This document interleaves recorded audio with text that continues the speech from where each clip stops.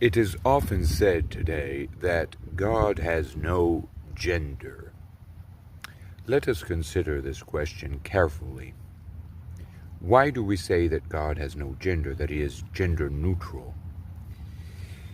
This discourse of gender neutrality goes together with an appeal to our freedom to determine what our gender is. If God has no gender, why should we? We are in the image of God, are we not? At any rate,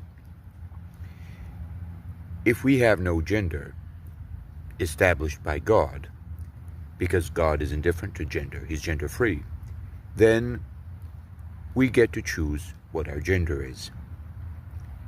Nature is indifferent to whether we are men or women. There is no difference for nature.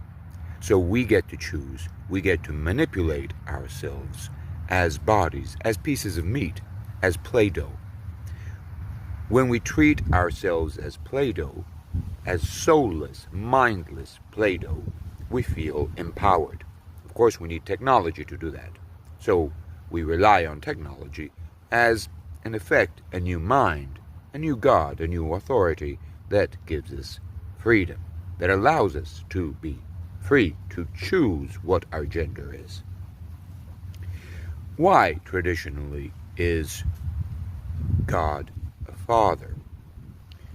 Because, of course, the father is the primary figure of authority, and God being the supreme authority, well, by nature, man, the father, is the primary figure of authority. It doesn't take a lot of mental energy to figure out that there is a link between the two, between the mind that is in nature and the fact that in our lives God is known through the Father, the earthly Father, through the Word of the Father. And so we say, well, if there is a worldly Word, there must be an eternal Word. Nature speaks to us as our fathers speak to us. So nature is the supreme teacher, and ultimately nature is the father.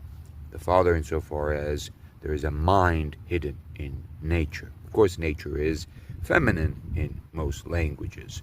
Why? Because it's the cradle.